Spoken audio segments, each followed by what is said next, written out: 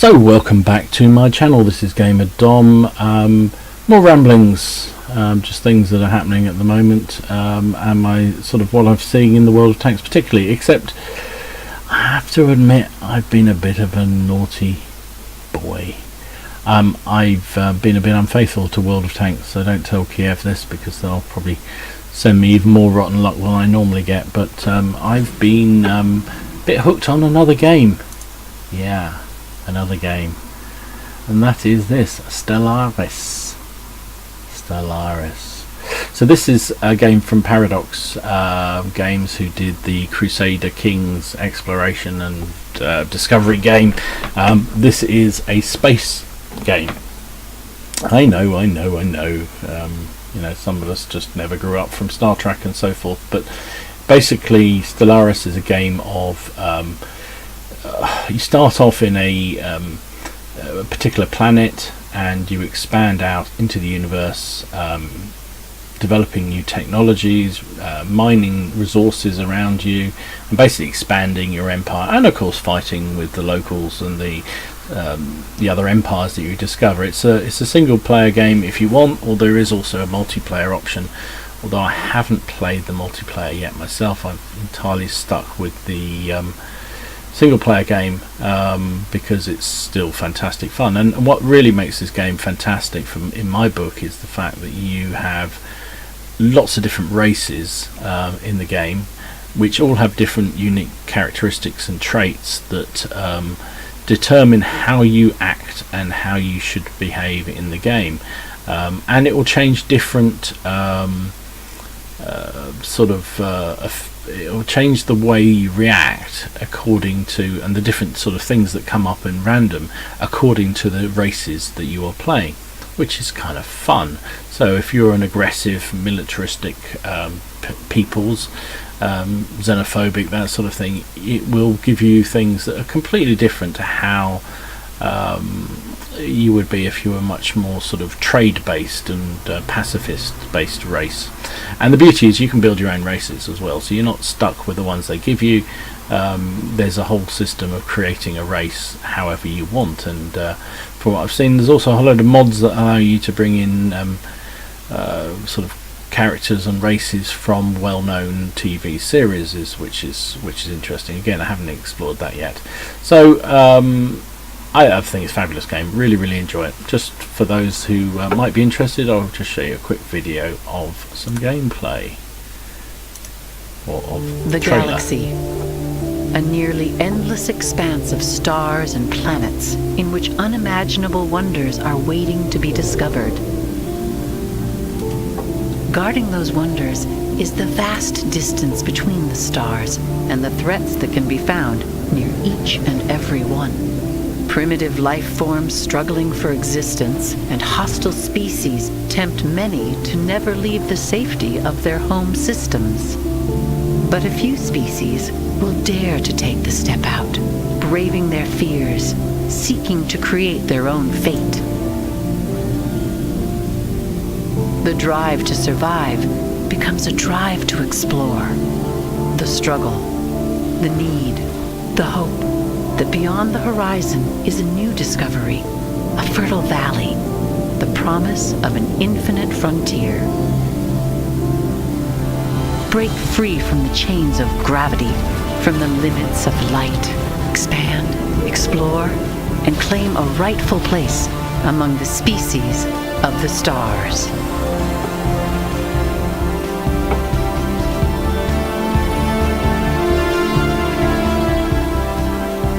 So there you go, Stellaris. Fantastic fun. Really enjoying that game. So pause that there.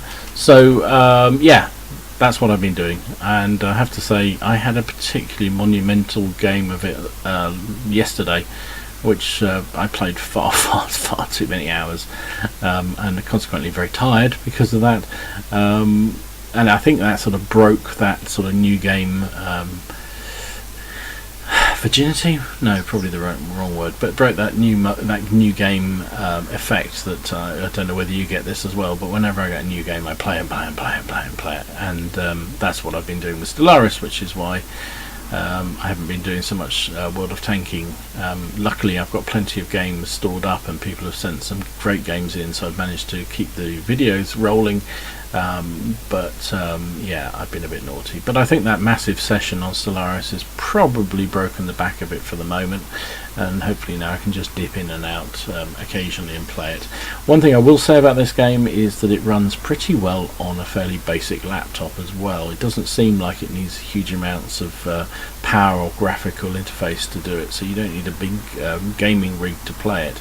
I play it on my computer I play World of Tanks on, and I also play it on a fairly basic laptop, and it plays pretty much identically. So that's a positive in my book.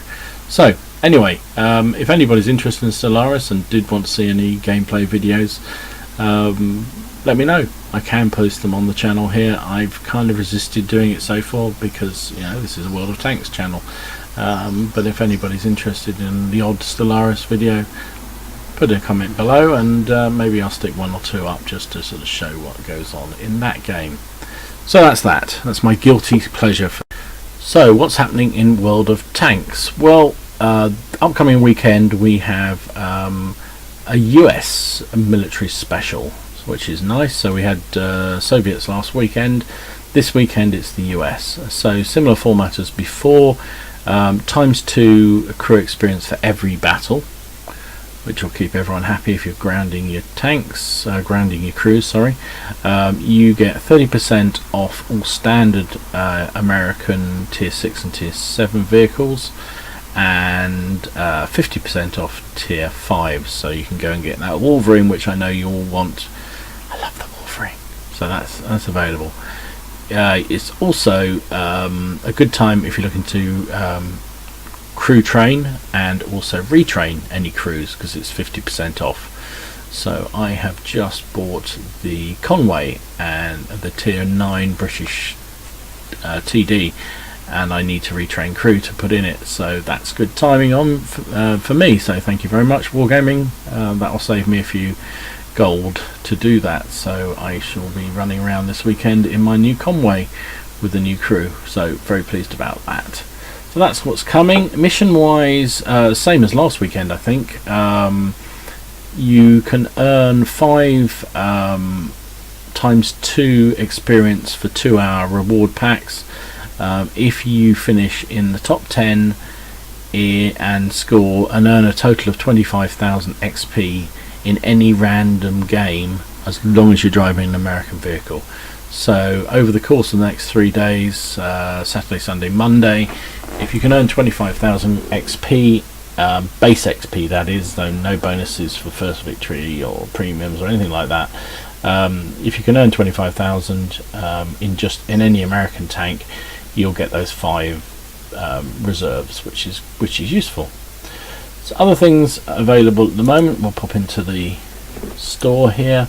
So Patton Korean is available again for sale for 3 days, so that must finish on Sunday night. The Patton Korean, there's a link to the review I did of this in the video here, if I remember to put it in. It's a really nice all-round vehicle, fun to play. It's very much like the Pershing, the tier 9, tier 8, I can't remember now, American tank. Yeah, it's a tier 9, a tier 8, sorry. It's the Patton KR is it's a good crew trainer. It takes the American medium crews. It's a tier 8, so it tends to generate pretty good credits. The bundle is not fantastic, I don't think, personally, because it gets you an American crew with brothers in arms as part of the package, but chances are you've already got an American medium crew you want to put in this tank, and you know it's a crew trainer, so you really want that. But you know, for some people who don't, you know, getting 100% crew is a good thing to have. So you get the tank, the crew, garage slot, 3,375 gold, a medium gun rammer, vertical stabilizers and improved vents, and then 10 more of those personal reserve packs, all for £38.39, or just shy of 50 euros, which apparently is a 10% reduction. I don't know how they work that out, but whatever. So it's an okay bundle. I wouldn't say it's the best. Or if you don't want the bundle, you can buy the Patton on its own, with presumably it comes with a 50% crew this time, which you can immediately disband, and a garage slot for about £25 or 32.50 euros.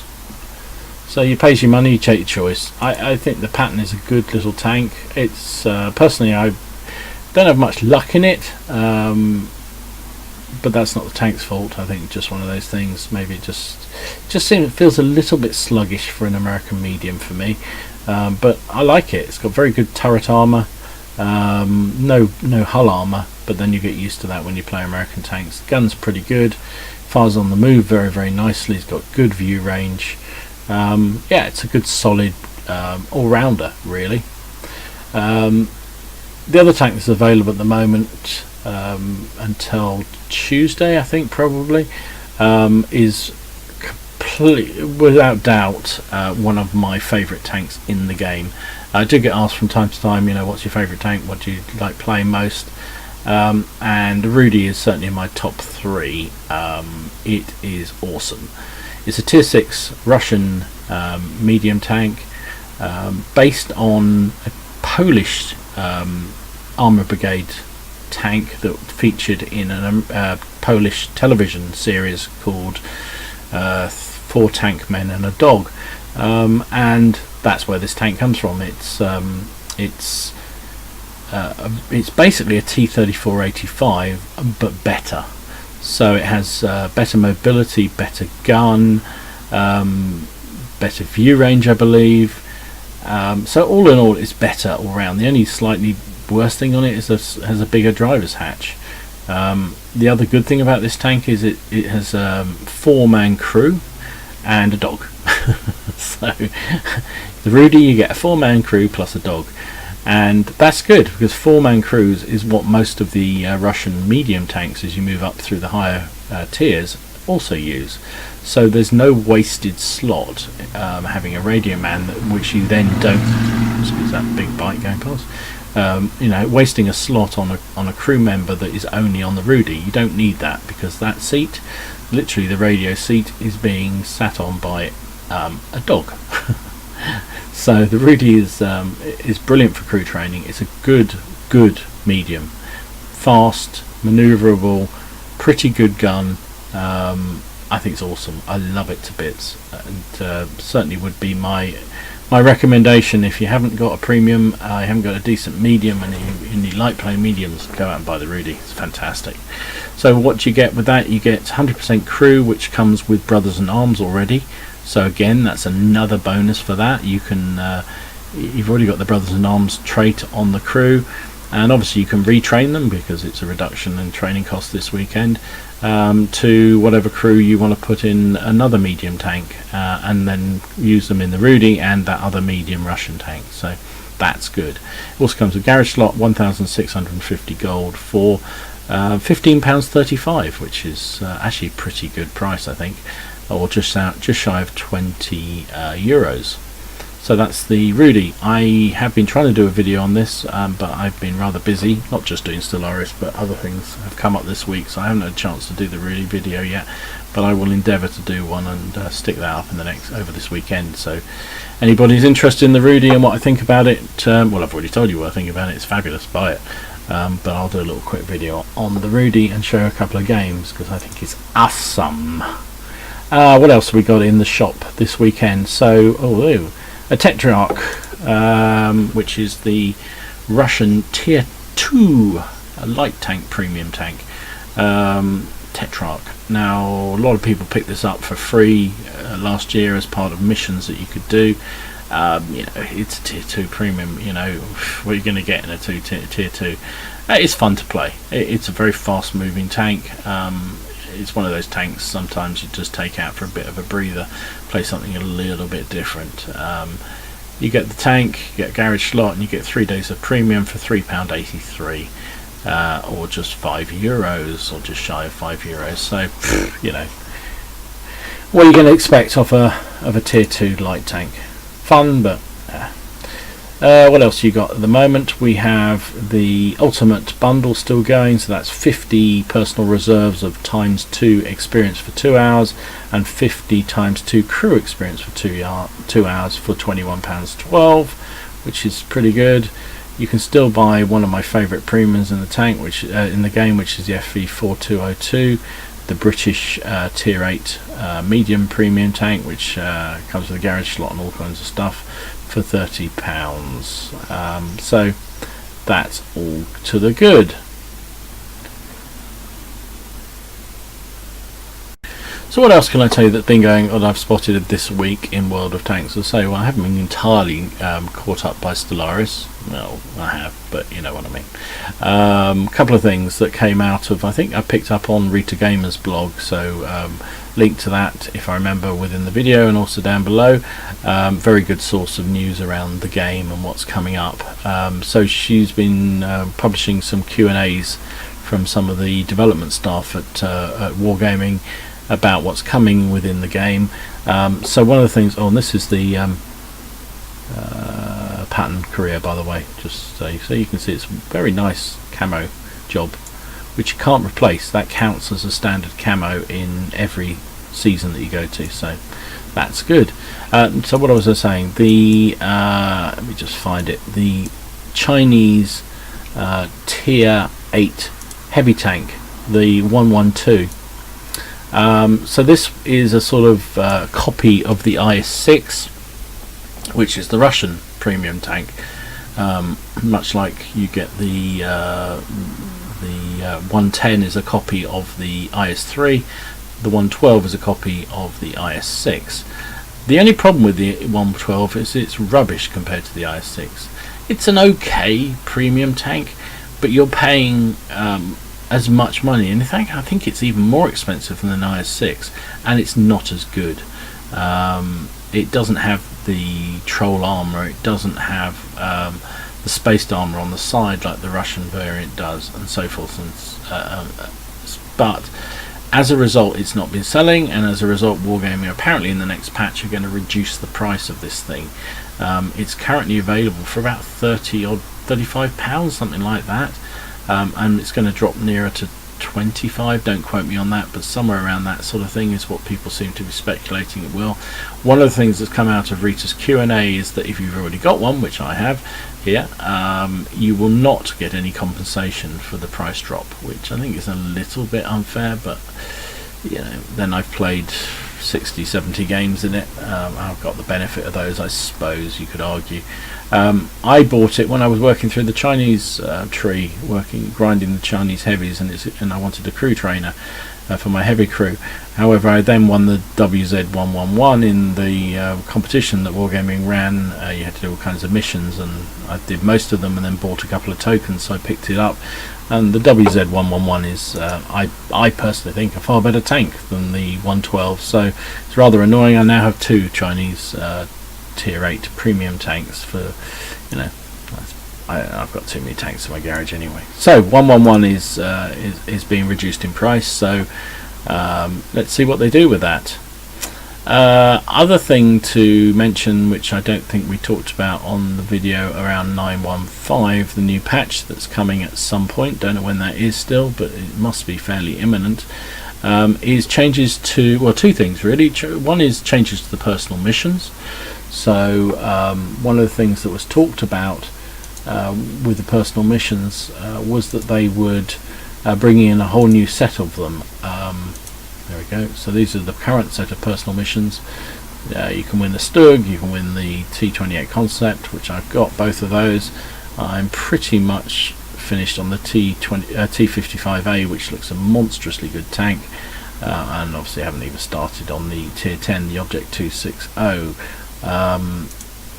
Yeah, I've done right. I've got, what's that, 4 left on the light tanks, 1 of the mediums, 5 of the heavies, 1 of the tank destroyers, and 5 of the self-propelled guns. I really must spend some time doing it.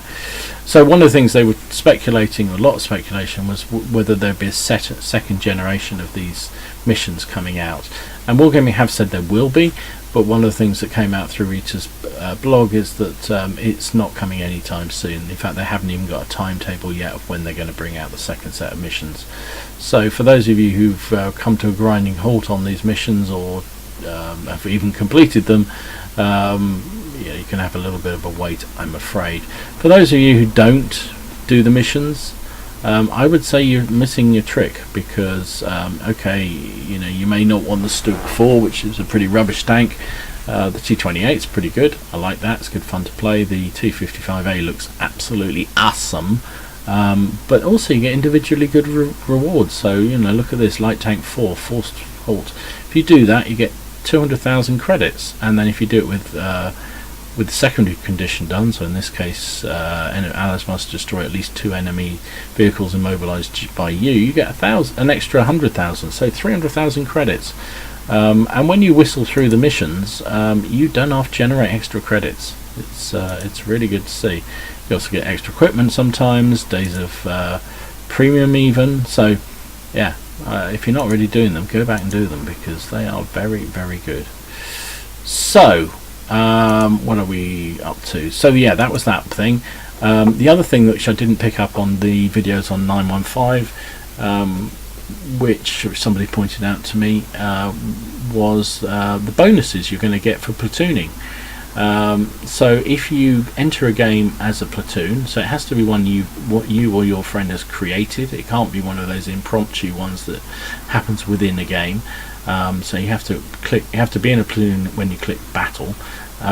If you are, and you're in a comparable tier, so you're both in tier 8s, or one's in a light tank and the other's in a tier 8, and they're in the right, there's that rate variability, so you're in a tier 7 light tank or a tier 6 light tank with a tier 8 normal tank, you will get a bonus in terms of experience and credits that you generate.